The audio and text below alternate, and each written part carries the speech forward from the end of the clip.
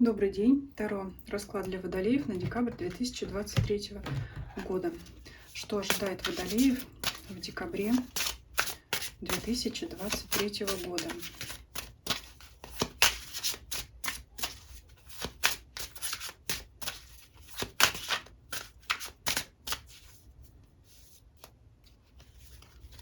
Основные моменты, атмосфера всего расклада. Десятка мечей. Так, что-то тут у нас грусть пошла. Давайте посмотрим. Во-первых, по сферам. Это ваше внутреннее эмоциональное такое настроение, состояние, реакция. Имеет ли она под собой основу, так скажем? Действительно ли вы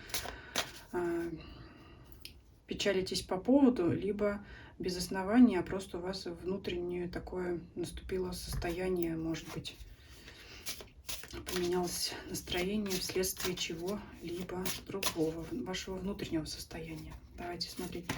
Финансы, деньги, имущество, работа, карьера, бизнес, личная жизнь, любовь, семья, здоровье, физическое, эмоциональное состояние, ваше окружение, друзья, обстоятельства вокруг вас. Итак, смотрим первую сферу: финансы, деньги, имущество. Карта выбора. Здесь вам предстоит выбирать из двух источников. Очень, знаете, похож вариант, когда, например, человек собирается открыть вклад и выбирает, какой ему выгоднее, да, то есть ищет наиболее выгодное предложение и сравнивает варианты. То есть вы можете оценивать, либо вы свои финансовые ресурсы значит, используете первым образом, например, таким образом, тогда в случае этого вы теряете там что-то одно, либо вы, значит, используете второй вариант, и тогда вы что-то теряете по первому варианту, а терять, видимо, не хочется. Хочется все и сразу. Выбор сложный, тяжелый, и, возможно, он у вас вот по десятке мечей приводит, значит, в такое раздражение. То есть не хочется терять то и то, хочется получить и то, и то. Очень возможен как раз вот этот пример со вкладами, сбережениями. Либо, ну, знаете, может быть, кто-то думает оставить деньги там при себе, либо вложить их там в кредитное учреждение, финансовое кредитное учреждение. Либо еще может быть вариант, я думаю, очень популярный сейчас по пособиям, например, да, каким-то социальным. То есть если вы получаете одно пособие, вы лишаетесь другого и думаете, как вам выгоднее. Либо вы, если принимаете там предложение какое-то по работе, то опять же вы либо теряете пособие. В общем, будете считать, что вам выгоднее. Вот здесь так. И будете вот из-за этого, может быть, злиться. Вот так вот злиться, переживать, что вы не хотите терять ни то, ни другое, а вот обстоятельства заставляют вас принимать это решение. Переходим к позиции работа, карьера, бизнес. Но здесь, честно говоря, усталость. Вот под конец года уже все надоело, хочется отдохнуть. Действительно, вот такая апатия к работе, просто нежелание работать. Вот здесь такое просматривается, еще и десятка мечей. Просто такое состояние, знаете, отстаньте от меня все. Я устал, я не могу, может быть, кто-то и не уйдет с работы, но начнет об этом подумывать. Вот такое. Это только вот мысли, это не обязательно, что вы этого захотите. По поводу того, кто ищет работу, для соискателей, это вряд ли вам понравятся те предложения, которые к вам поступят, потому что они не будут соответствовать вашим требованиям, да, по зарплате и по, значит, составу ваших обязанностей, которые вам будет предложено выполнять. Ну, собственно, так себе, честно говоря. Давайте смотреть личную жизнь. Король жезлов. Смотрите, если вы женщина, то, конечно, ключевое здесь взаимоотношения с королем жезлов. Будь это ваш супруг, либо партнер. Если вы мужчина, то это, значит, основной момент, основной упор делается на ваше поведение во взаимоотношениях, что, конечно, по десятке мечей не радует либо вас, либо вашу вторую половину. То есть, да, теперь мы раскрываем, что нам хочет сказать король жезлов. А вы уже смотрите, если вы мужчина, то значит это будет речь о вас. Если вы женщина, значит речь о вашем партнере. То есть от короля жезлов, скажем так, здесь прослеживается негатив по десятке мечей. Что-то он сделал не так. Что же он сделал такого не такого? Так.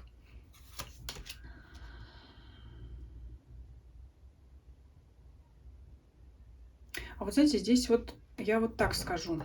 Все перевернулось с ног на голову. Я подумала, что пока я не выложила дополнительные карты, что идет негатив от короля жезлов, который, может быть, обидел свою женщину. Но здесь идет другое. От короля жезлов идет любовь, романтика, идет паж жезлов. Любовь, эмоции, чувства, которые из него просто прут по королю жезлов. То есть он, знаете, человек влюблен, будь то это ваш давний партнер, супруг, с которым вы уже много лет проживаете вместе, он вот к вам с любовью, с чувствами, причем вот в нем как искра заново разгорелась. Если это новый партнер, это активные ухаживания какие-то. Но, кстати говоря, тоже буду говорить и для тех, кто не в паре. Если вы девушка, есть такой у вас человек, который в вас влюблен. Вот он, паж кубков, влюблен. Чувства из него прут, но здесь такая загвоздка. Либо вы не хотите их принимать, и он страдает из-за этого. Вот у него страдания, получается, наступают. Потому что вот как-то вот чувствуется, что его не принимают. Он со всей душой, что называется, со всем сердцем, с любовью, а не принимает его партнерша. То есть здесь вот такой. И может быть самой партнерше неприятно его вот это вот всплеск романтических чувств. Вот я так вижу. И ему обидно, и вам неприятно. Потому что, мол, что ты там, знаете, как...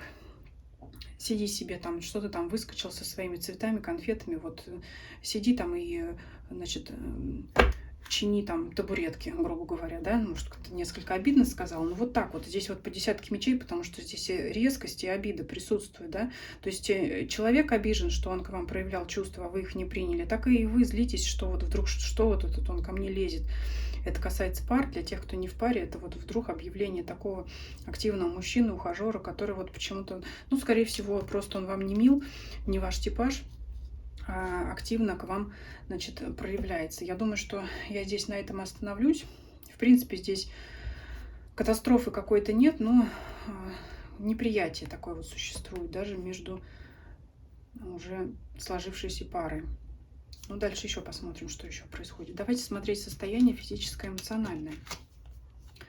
Четверка жезлов. Мы ее вынуждены закрыть.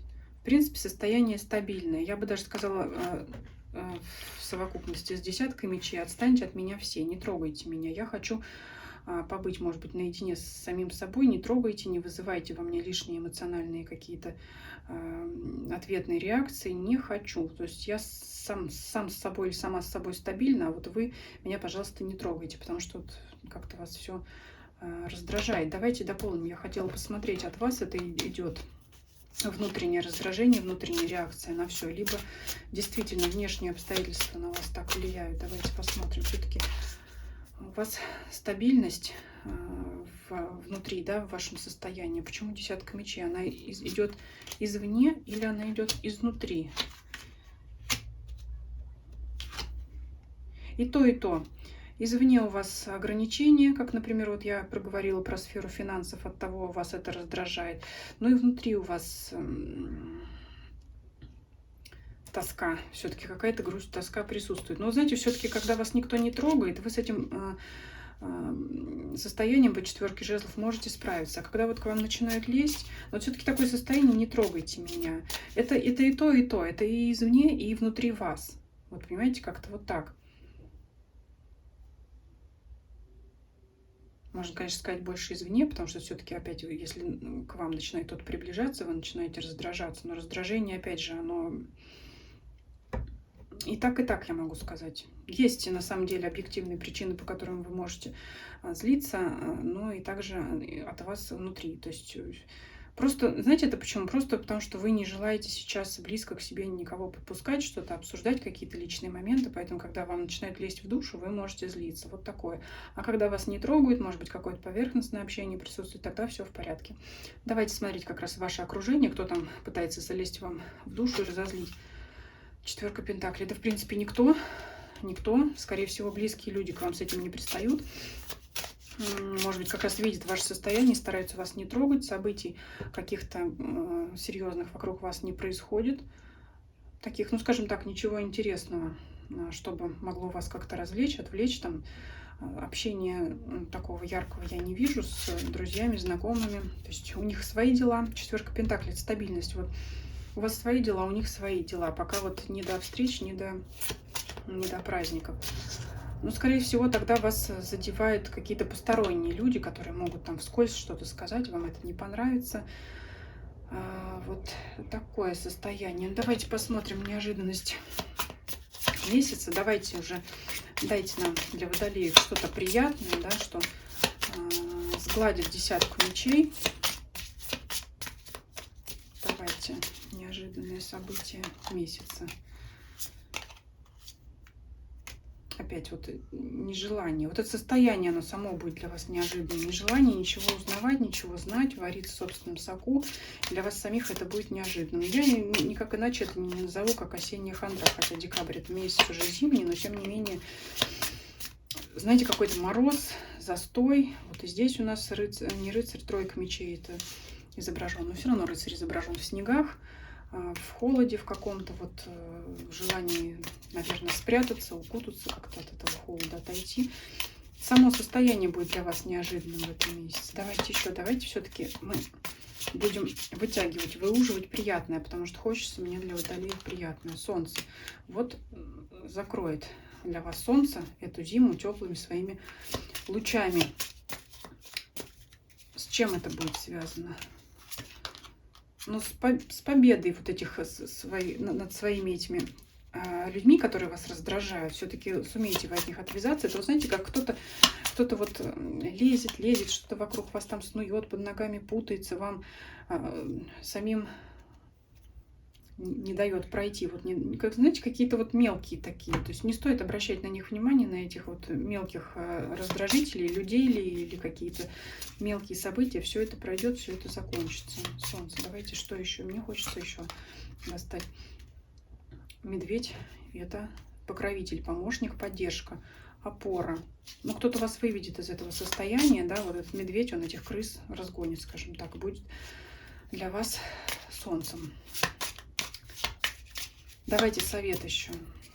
Совет. То есть от человека придет вам поддержка, и вот это ваше настроение, оно все уйдет негативное, да, негативное восприятие и все вот эти раздражители. Совет. Гора многим выпадает.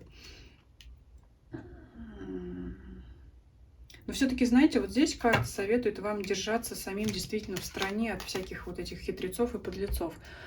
Гора, кроме того, что она обозначает препятствие, она еще и обозначает защиту. Поэтому вот, может быть, правильно, что вы как-то не хотите ни с кем общаться. Здесь вот расклад показывает, что нежелание как-то вот, может быть, заводить новые знакомства, вот, нежелание контактировать с другими людьми, как ни странно, хотя Водолей — это дом как раз, у вас 11-й дом, дом друзей, дом общения, но вот такое состояние на данный период карты показывает. Но есть у вас какой-то добрый друг, добрый, может быть, для кого покровитель, для кого опора, может быть, старший родственник, который вам поможет из этой ситуации выйти.